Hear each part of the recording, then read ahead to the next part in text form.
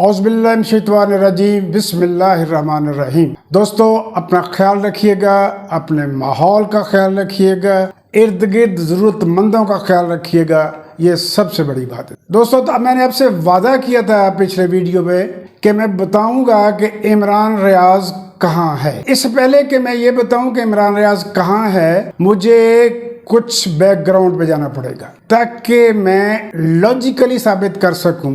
اگر میں یہ تجزیہ پہلے دیتا جب پرویز کھٹک، فواد چودھری، اسد عمر یا اس طرح جتنے بھی گئے ہیں وہ پارٹی کے اندر ہوتے تو بہت سے انصافی ناراض ہو جاتے اور میری بات کو واہیات بات کہتے۔ اب آپ کے سامنے سب کچھ ہے۔ ہر دور میں پوری فرنٹ لائن جو تھی وہ خان صاحب کے ساتھ مخلص نہیں تھی، یہ بات بہت سے لوگوں کو معلوم تھی، شاید خان صاحب کو بھی معلوم تھی، اور وہی ہوا جس کا لوگوں کو علم تھا۔ مگر اس سے پہلے میں ایک اور بات کرتا چلوں کہ خان صاحب کی یہ پرانی عادت ہے کہ وہ اپنے ارد گرد ایک دائرہ بنا لیتے ہیں، ایک حالہ کریٹ کر لیتے ہیں تھوڑے سے نون لوگوں کا، اور وہی دھوکہ دیتے ہیں۔ 1969 میں جب زمان پارک میں پہلا اجلاس ہوا تو تھوڑے سے لوگ تھے، ان میں احمد خان ایڈوکیٹ بھی تھا جو خان صاحب کا کزن بھی ہے اور سینئر وائس پریزیڈنٹ بھی۔ اس کے بعد بہت سارے لوگ، ایئر مارشل میجر بشیر، پھر 2005 میں ایڈمرل جاوید اقبال آ گئے، انہیں پنجاب کا صدر بنا دیا گیا، شبیر سیال لاہور کا، یہ سارے ان کے ارد گرد تھے۔ عمر سرفراز چیمہ ڈرائیوری کرتا تھا، ان کی کزن اور بہنوئی حفیظ نیازی سعودی عرب سے آئے تو انہیں ڈائریکٹ آتے ہی سینٹرل کمیٹی کا رکن بنا دیا گیا، جس پہ بہت اعتراض ہوا۔ امام نیازی ان کا کزن تھا، ان کو بھی سینٹرل کمیٹی کا رکن بنا لیا گیا پہلے دن ہی۔ جب ان کو ٹکٹ نہ ملے تو وہ دونوں چھوڑ گئے اور شدید مخالفت کرنے لگے۔ یہ شاید ہر بڑے آدمی کے ساتھ ہوتا ہے، خان صاحب کے ساتھ بھی ایسا ہی ہو رہا ہے۔ 2010 تک بہت کم لوگ تھے۔ 2007 اور 2008 میں کہ ججز بالی تحریک تھی تو ہمارے یوم تاسیس پر یعنی سالانہ جلسے میں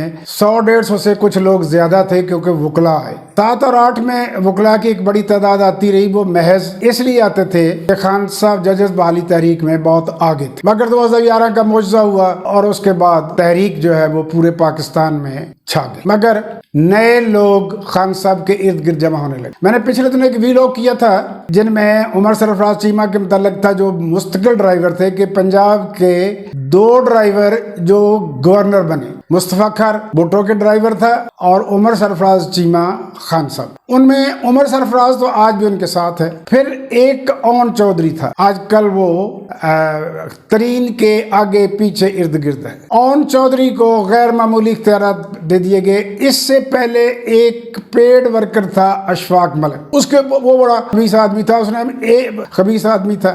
برکت مارکیٹ کے پیچھے سی بریز میں لاہور کا آفس تھا تحریک انصاف کا، اور اس میں وہ آل ان آل تھا، وہ سٹور کیپر بھی تھا، چپڑاسی بھی تھا، گارڈ بھی تھا، اور زبردستی وہ بن جاتا تھا، اپنا اسٹیٹ سیکرٹری بن جاتا تھا۔ کشمالہ طارق نے ایک بار کہا کہ تحریک انصاف 1 مین شو ہے، تو میں نے کالم لکھا تھا کہ نہیں 2 مین شو ہے، اوپر خان صاحب ہیں اور نیچے ملک اشفاق۔ کسی کی بھی بےزتی کر دیتا تھا، میں اس کے کھانا وانا کھلاتا رہتا تھا، میرے ساتھ بڑے اچھے تعلقات، ورنہ وہ کسی کو ممبرشپ فارم نہیں دیتا تھا۔ میں سمجھتا ہوں اسٹیبلشمنٹ تو ایک آدمی کی بڑی مشکل سنبھالی جاتی ہے، خان صاحب تو ہزاروں لوگوں کی اسٹیبلشمنٹ سے فیس کر رہے ہیں۔ اون چودھری جو تھا 2011 کے بعد بنی گالا میں چھا گیا، پوری ایڈمنسٹریشن اس کے پاس تھی۔ یہ اشفاق ملک وہی تھا جسے اسٹیبلشمنٹ نے خان صاحب کے کمرے کے اندر جاسوسی کے آلات لگانے کے لیے استعمال کرنے کی کوشش کی تھی، پکڑا گیا۔ اون چودھری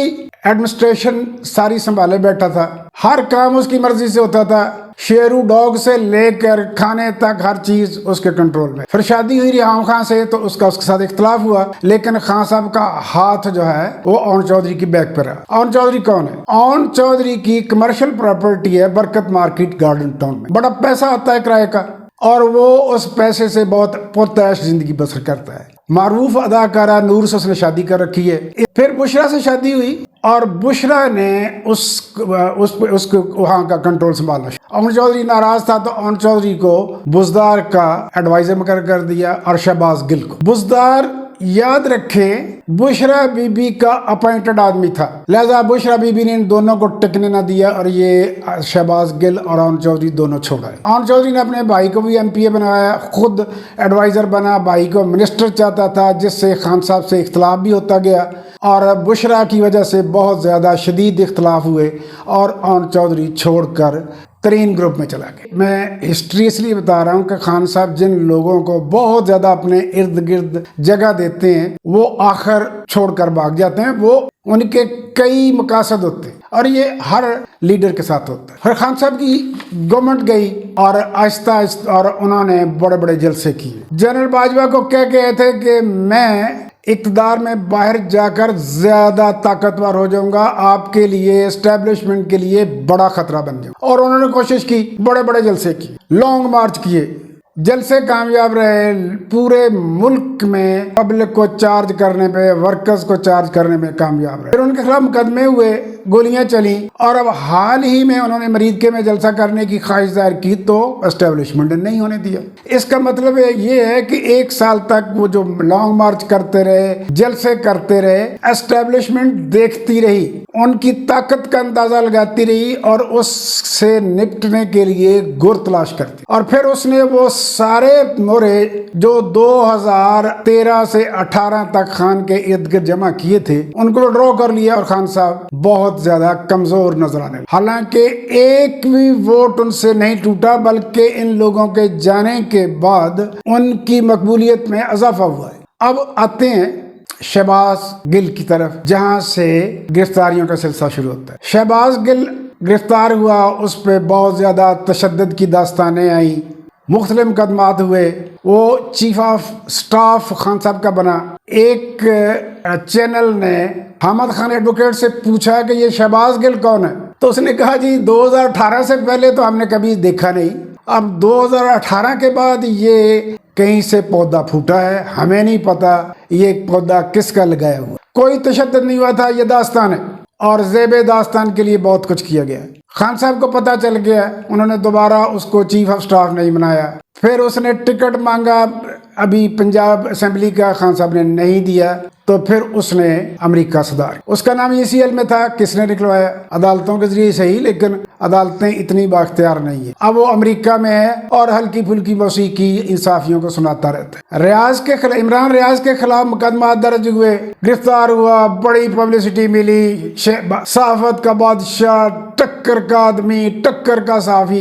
इमरान रियाज के मुतालिक मैं सिर्फ इतना बताता चलूं कि ये 5-6 साल पहले इसका कोई जिक्र अस्कार, ये ग्रीन हाउस का मेंबर है। ग्रीन हाउस ISPR, ISI और MI का एक मुश्तरका सहाफियों का, ये बारहा कह चुका है, ये मानता है और ये बारहा कह चुका है कि मुझे जनरल बाजवा ने ये बताया, मुझे जनरल बाजवा ने ये बताया। जनरल बाजवा कोई चपड़ासी नहीं था, ताकतवर तरीन आदमी था, हर आदमी से बात तो नहीं करेगा, इंतहाई क्रेडिबल आदमी से बात करेगा। फिर इसके खिलाफ मुकदमात बने और वो मुकदमात दिनों में ही मजिस्ट्रेटों ने खारिज कर दिया। मजिस्ट्रेट की क्या औकात होती है, वो तो एक DC की घुरकी नहीं बर्दाश्त कर सकता। और फिर वो टक्कर का साफी और सोशल मीडिया में सहाफत का बादशाह शुरू हो गया। अब आते हैं स्वाति की तरफ। स्वाति बरतानिया का शहरी है, पूरा खानदान, बहुत पैसा कमाया वहां से भी और पाकिस्तान से भी। फिर वो फजल और रहमान की पार्टी का मेंबर बने। उन दिनों उनकी सूबा सरहद में हुकूमत थी। स्वाति ने बड़ा माल बनाया, इस्लामाबाद में बहुत बड़ा एक, इस्लामाबाद के सबर में बहुत बड़ा एक फार्म हाउस है जहाँ से गिरफ्तार हुआ था। वहाँ कुछ लोग बैठे हुए थे गरीब, उनको जूतियों से उठाया और कब्जा करके वहाँ फार्म हाउस बना लिया। उसके मुताल्लिक कहा जाता है कि उसने बहुत पैसा बनाया फजल रहमान के साथ मिलकर। फिर वहाँ से उसे एस्टेब्लिशमेंट तहरीक इंसाफ मिली।